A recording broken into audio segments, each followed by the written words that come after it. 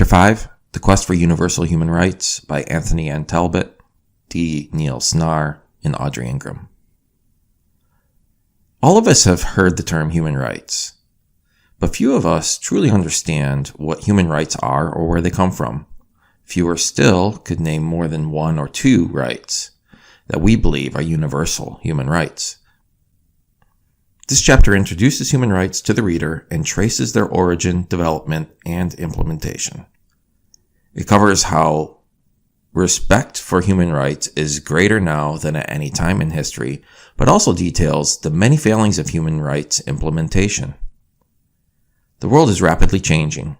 Advances in transportation and telecommunications technology, mass migration, the spread of international crime and terrorism, growing wealth and inequality, remarkable progress in health and education around the world, and a growing body of international law and norms of state behavior, all have an impact on human rights. Many consider 1948's Universal Declaration of Human Rights, UDHR, by the newly formed United Nations, to be the most significant movement of the 20th century. It was the first time in human history that we recognized that all members of the human family are equal and possess the same rights. The origin of human rights. As long as there have been human civilizations, there have been rights. However, these rights were always restricted to certain privileged groups: citizens, males, property owners, nobles, priests, and the like. It was very rare for human rights to extend beyond these groups. But the foundations of conceiving of rights as being universal to all human beings also existed. Over 2,500 years ago, Cyrus the Great of Persia proclaimed freedom, tolerance, and respect for all peoples. In ancient Rome, philosophers and jurists coined the term natural law to indicate a body of universal eternal laws that human beings naturally followed. The great religions of the world proclaimed divine rules of behavior that applied to all persons. More recently, there are many key documents that arose from Enlightenment thinking that paved the way to 1948 UDHR, the British Magna Carta in 1215, the French Declaration of Rights of Man and Citizen, 1789, and the U.S. Bill of Rights, 1791, are just a few of these contributions. Late in the 19th century, slave trading was outlawed. Conditions in the conduct of war were agreed upon, and the treatment of workers and prisoners, the rights of women, of disabled persons, and children became the subject of international agreements. The true triggers for the establishment of universal human rights were the horror of over 50 million dead in World War II and the terrible atrocities committed, such as the Holocaust. The United Nations was established with the express purpose to ensure events never happened again. See Figure 5.1. For the first time in human history, a set of rights that applied to all humans elsewhere was declared. The Universal Declaration of Human Rights.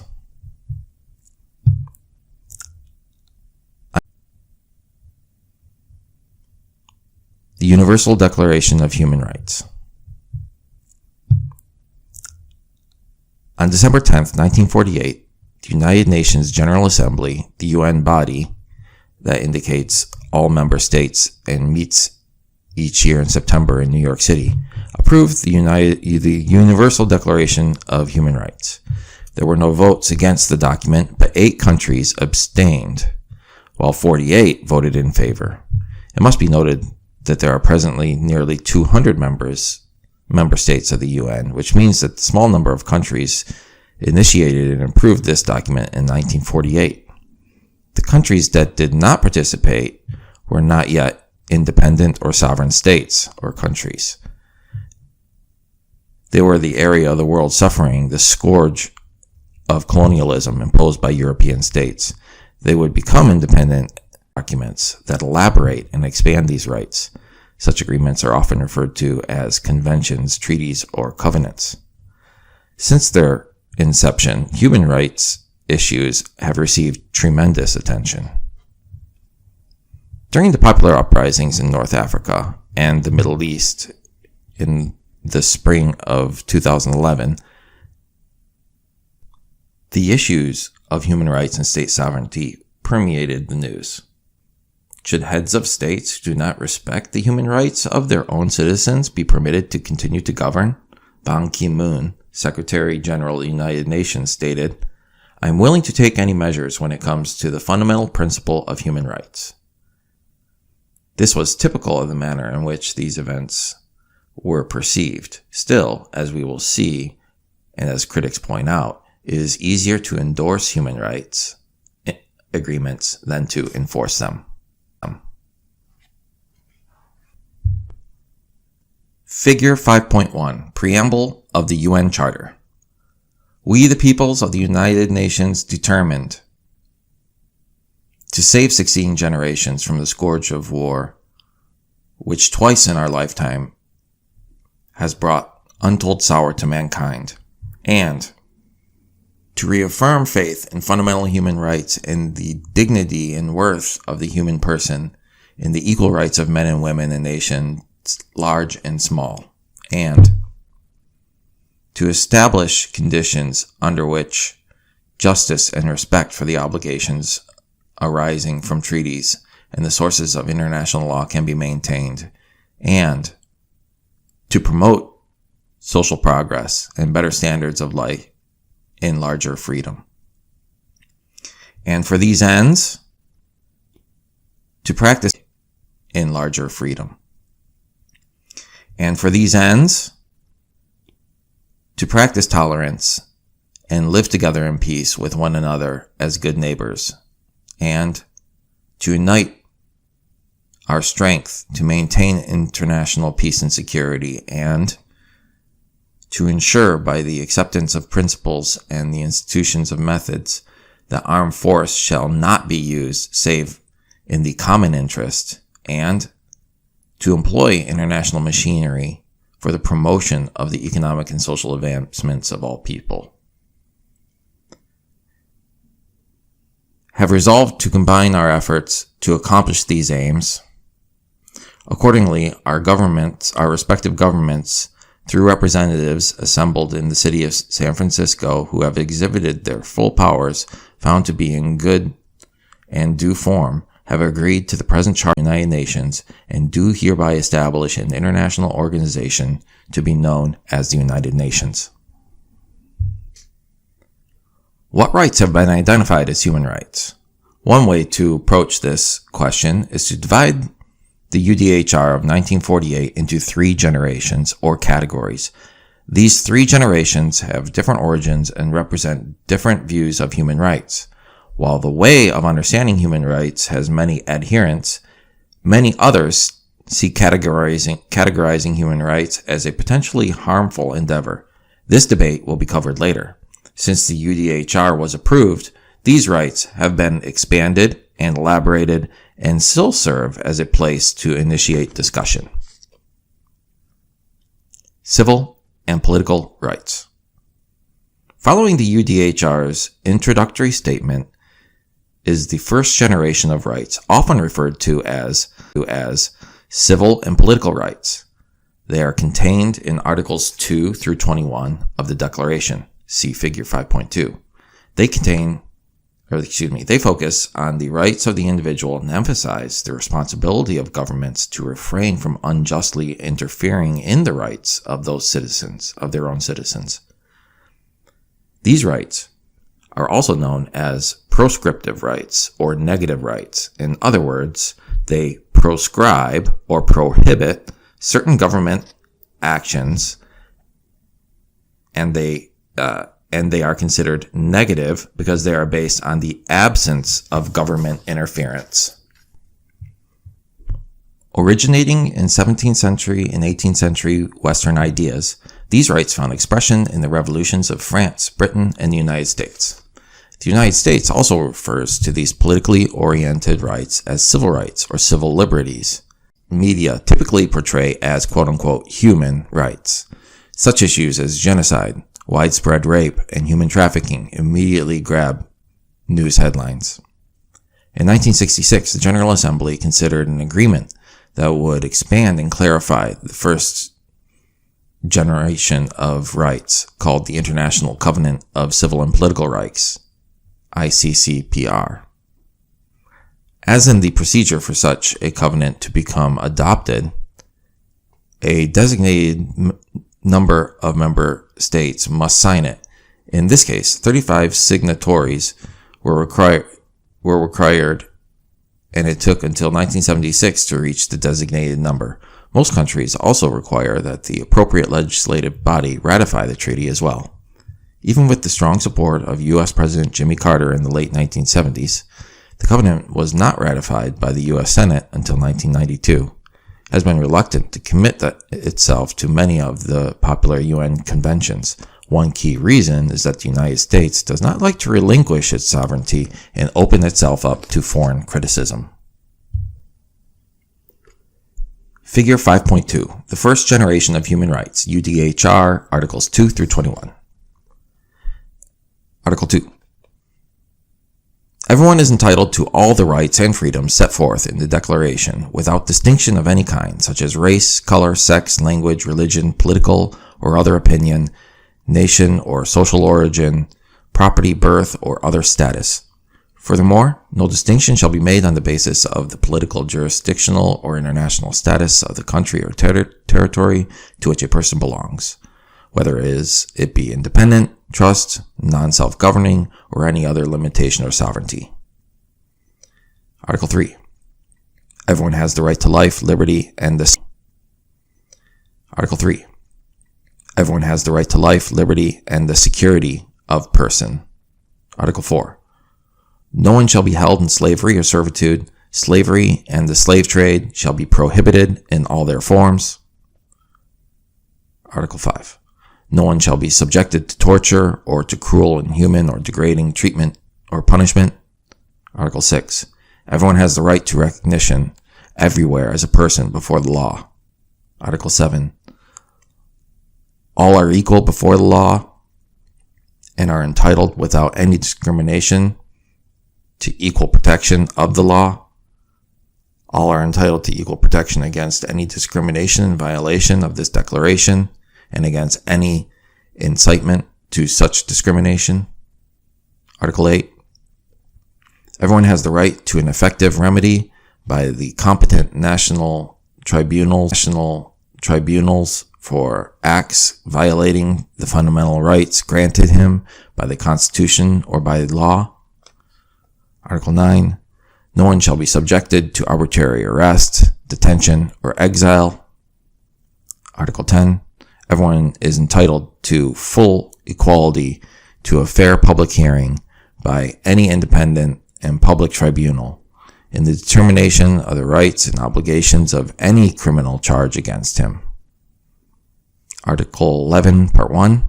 Everyone charged with a penal offense has the right to be presumed innocent until proved guilty according to law in the public trial at which he has all the guarantees necessary for his defense. Part 2. No one shall be held guilty of any penal offense on account of any act or omission which did not constitute a penal offense uncommitted, nor shall a heavier penalty be imposed than the one that was applicable at the time the penal offense was committed. Article 12. No one shall be subjected to arbitrary interference with his privacy, family, home, or correspondence, nor to attacks upon his honor and reputation. Everyone has the right to the protection of the law against such interference or attacks. Article 13, Part 1. Everyone has the right to freedom of movement and residence within the borders of each state. Part 2. Everyone has the right to leave any country, including his own, and to return to his country. Article 14, Part 1. Everyone has the right to seek and to enjoy in other countries asylum from persecution. Part not be invoked in the case of prosecutions generally arising from non-political crimes or from acts contrary to the purposes and principles of the United Nations. Article 15, Part 1. Everyone has the right to a nationality. Part 2. No one shall be arbitrarily deprived of his nationality, nor denied the right to change his nationality. Article 16, Part 1. Men and women of full age, without any limitation due to race, nationality, or religion, have the right to marry and to found a family. They are entitled to the equal rights as to marriage, during marriage and its dissolution. Part 2. Marriage shall be entered into only with the free and full consent of the intending spouses. Part 3. The family is the natural and fundamental group unit of society and is entitled to protection by society and the state. Article 17, Part 1.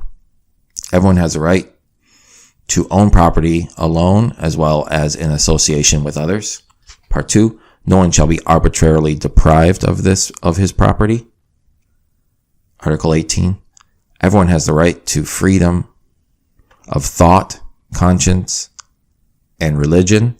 This right includes freedom to change his religion or belief, and freedom either alone or in community with others, and in public or private, to manifest his religion or belief in teaching, practice, worship, and observance. Article 19. Everyone has the right to freedom of opinion and expression. This right includes freedom to hold opinions without interference and to seek and impart information and ideas through any media and regardless of frontiers. Article 20, Part 1. Everyone has the right to freedom of peaceful assembly and association. Part 2. No one can be compelled to belong to any association. Article 21, Part 1. Everyone has the right to take part in the government of his country directly or through freely chosen representatives. Part 2. Everyone has the right of equal access to public service in his country. Part 3. The will of the people shall be the basis of the authority of government. This will shall be expressed in periodic and genuine elections, which shall be by universal and equal suffrage, and shall be held by secret vote or by equivalent free voting procedures.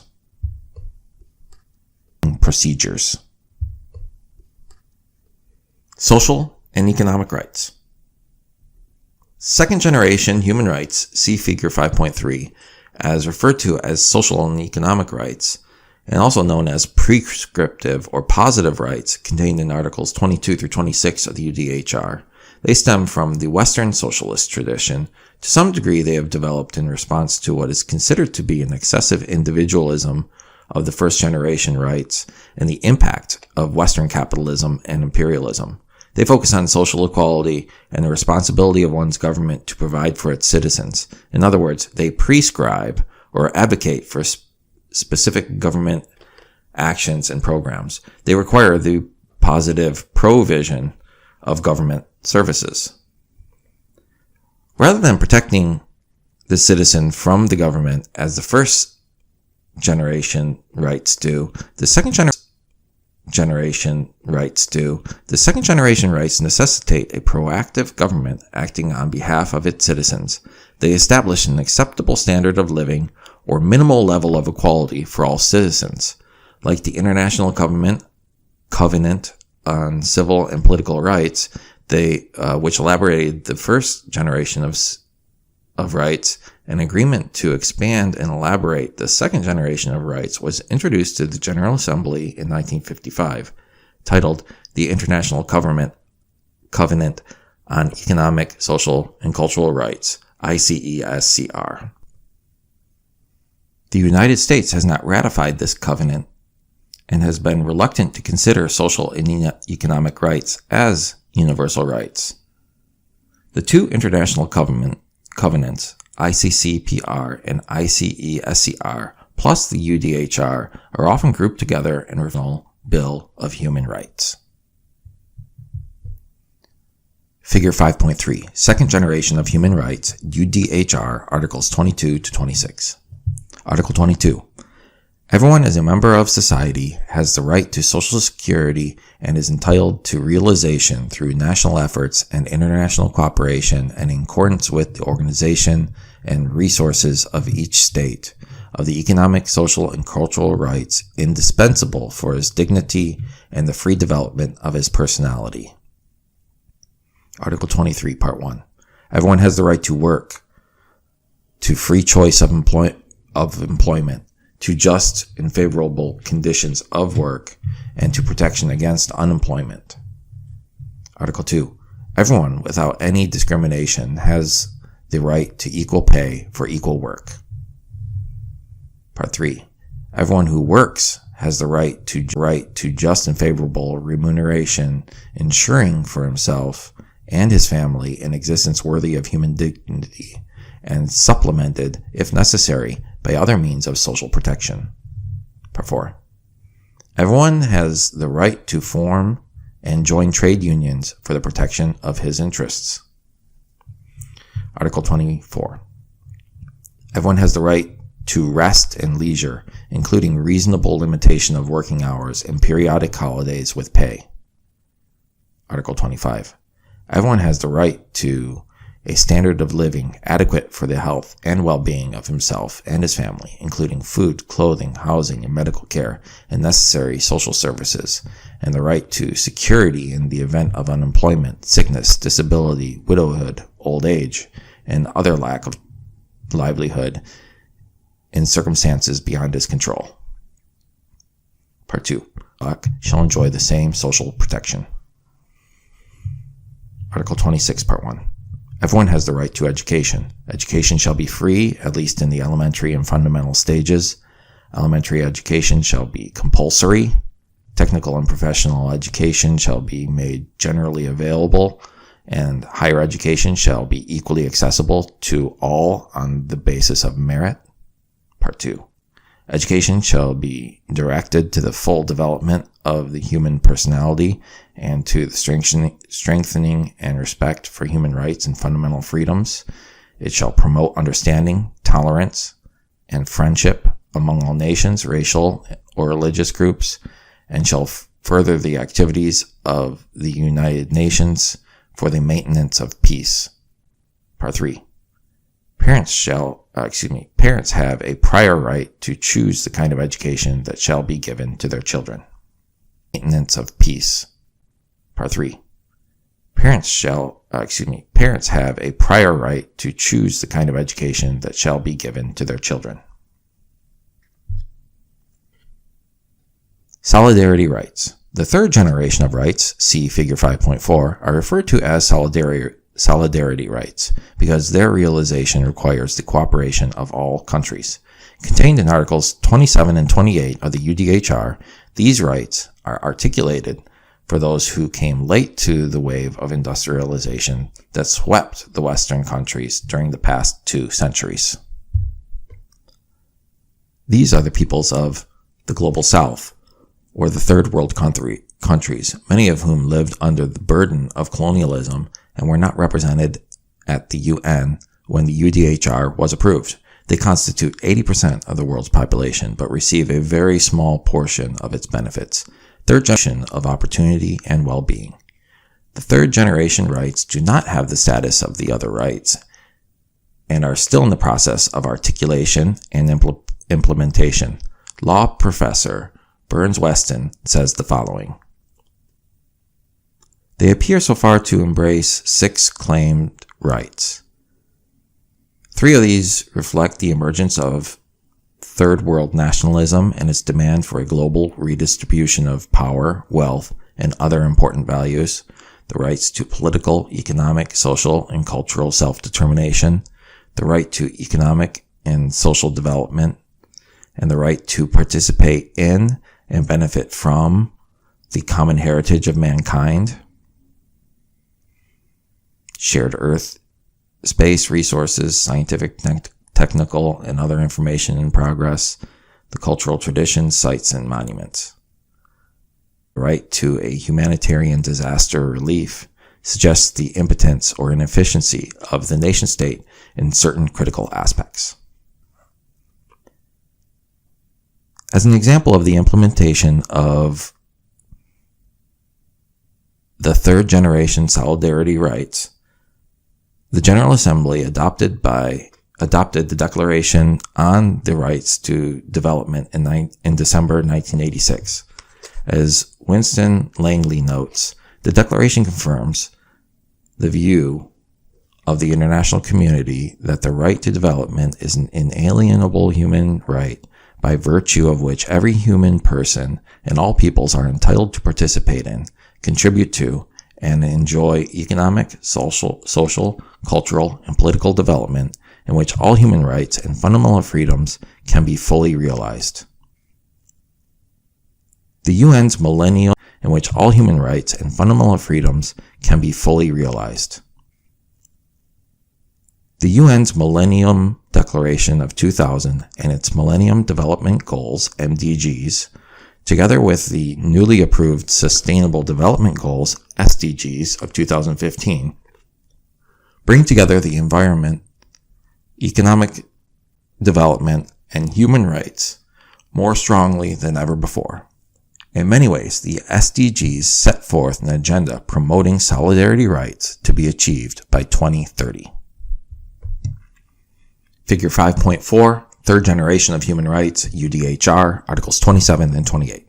Article 27, Part 1.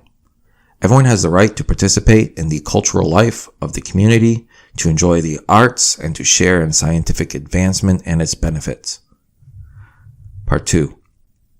Everyone has the right to protection of the moral and material, scientific, literary, or artistic production of which he is the author. Article 28. Everyone is entitled to a social and international order in which the rights and freedoms set forth in this declaration can be fully realized.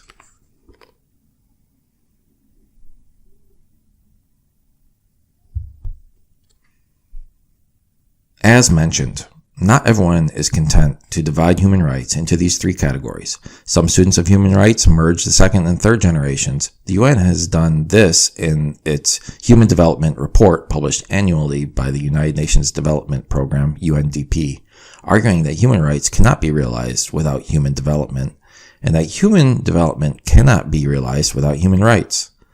Others argue that separating rights into three generations leads to first generation rights being valued more than second or third generation. The objective of human rights is the life and dignity of all. Stopping any action violating any human rights is an equally important obligation of states. Other scholars have developed different categories of human rights. Johan Galtung, for example, argues that human rights exist to serve human needs.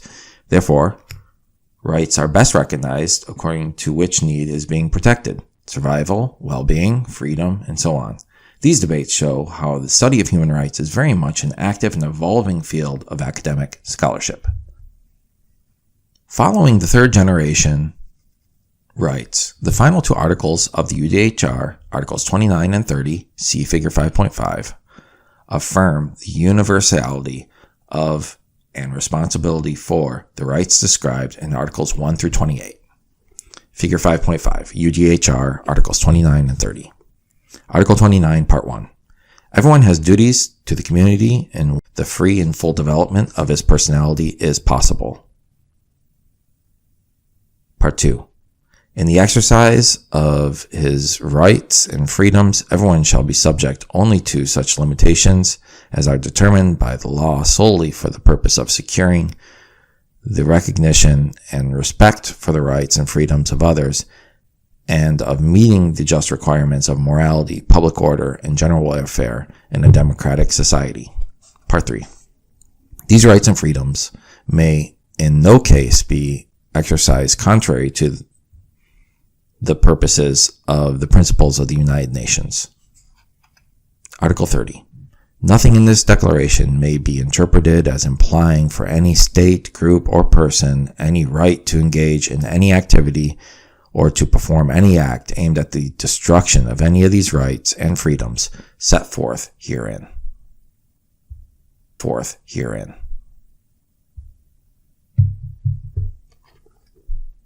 Impact of globalization on the UDHR. As mentioned, state sovereignty, which includes territorial integrity, self-determination, and non-intervention, was an accepted fact until the UDHR was approved in 1948. It was assumed that countries were self-governing and that external pressures were held at bay. But globalization has greatly changed the world since then, and many argue that it has eroded state sovereignty, which means that the state is now less able to control its destiny. We have moved away from the state-centric world, and this directly impacts human rights. Of course, not all agree on the extent to which this move has taken place. Several clear changes, however, support this assertion. First, multinational or transnational corporations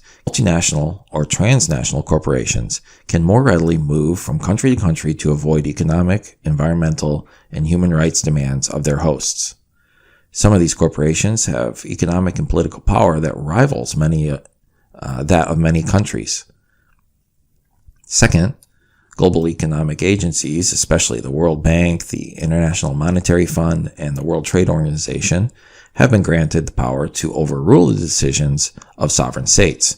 This manipulation generally results from the ability of these institutions to grant or withhold different types of support, such as resources for development. A third factor is the rise of what are called violent non-state actors. Examples include terror groups, warlords, and militias that have control over territory, such as in Syria and Somalia, and criminal gangs such as the Mexican Mafia, which is moving into or the MS-13 street gang, which is active across North and Central America. Such organizations generally emerge due to the failure of the state, in which they exist to provide adequate opportunity, security, or services. Finally, there are non-governmental organizations, NGOs, that have emerged throughout the world to help people, especially in poor countries of the global south, cope with many of the problems they face. As the strength of these four actors increases, the power of the state to control and serve those living within its borders is diminished. The UDHR and the entire international human rights regime or framework is predicated upon the centrality of states as actors. International law mandates that states take responsibility to develop and protect human rights. Thus, with the erosion of state sovereignty, which the UNDHR was conceived, is changed, and the entire human rights protection system is weakened. Historically, it was the sovereign state that was to address the issues within its borders, but the weakening of state power due to globalization has created the need for other groups to step in to fill the vacuum. At the same time, forces of globalization, especially advances in telecommunications, widespread gains in education and literacy, and the spread of culture of respect for human rights are working to strengthen human rights around the world. The rapid diffusion of cellular phones and other mobile devices, and the billions of people using social media platforms have led to a near global peer-to-peer communications network that is able to circumvent traditional authoritarian roadblocks to free speech and organization. Mobile phones and Twitter are crucial to the popular uprising against Hosni Mubarak in Egypt in 2011, part of the Arab Spring. In the United States and other countries, videos of police-based violence and other state abuses of human rights are recorded by ordinary citizens and shared instantly around the world. NGOs have joined individuals in this endeavor. For example, Witness is an international NGO that trains and supports people using video for human rights. Their slogan is, "See it, film it, change it." Human rights, universalism versus relativism. Clearly, human rights have not emerged onto the world's political agenda without controversy, as every step since the signing of the Universal Declaration of Human Rights, there have been delays and denouncements. There is no reason to believe that these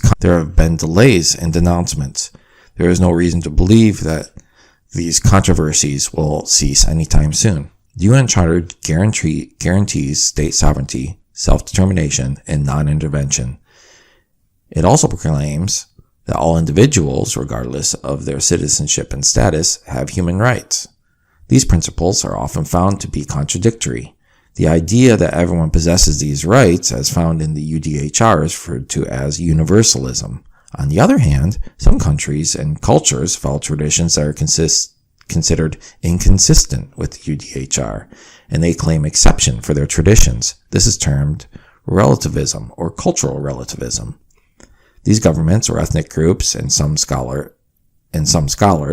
say that the final authority in determining what is right for a citizenry lies with the people themselves or the government, state sovereignty. Accordingly, appropriate acts or relative to local culture.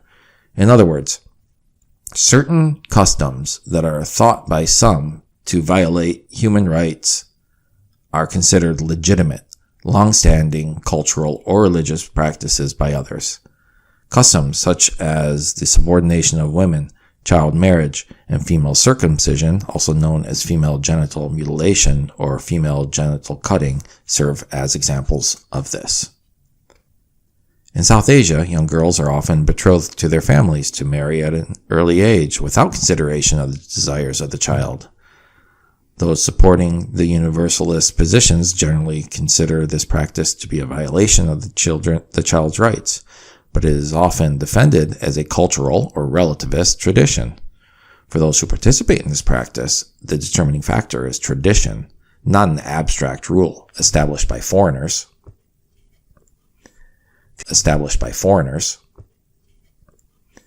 Female circumcision is practiced by millions of people throughout Africa and Middle East, and has been defended as a cultural practice that should not be subject to a universal human rights rule. Female circumcision involves a procedure that may include the complete removal of the clitoris and occasionally the removal of some of the inner and outer labia.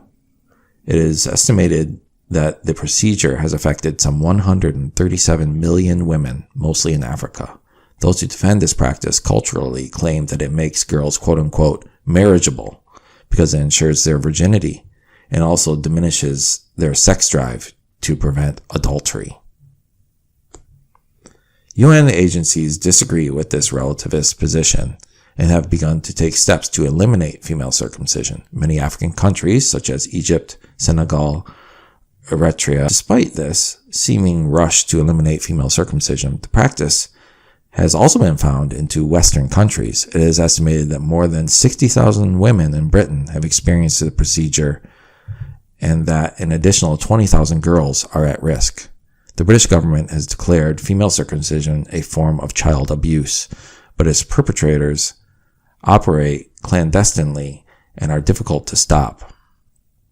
Recently, the World Health Organization of the UN has made progress on the issue by framing it as a matter of public health and not specifically as human rights issue.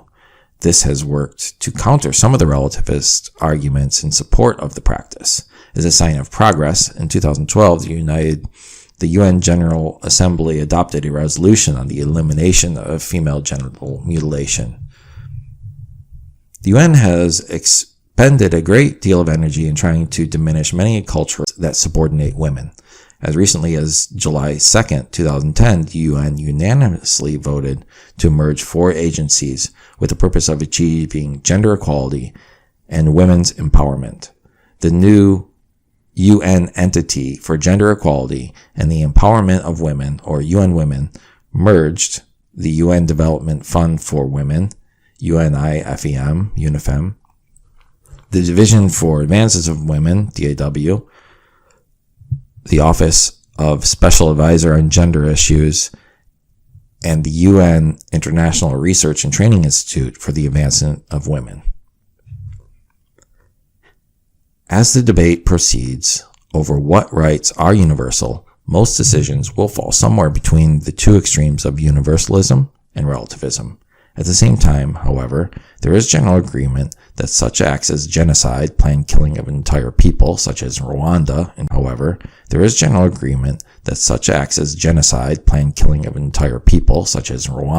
1994, modern-day slavery, human trafficking, torture, and summary executions are violations of human rights.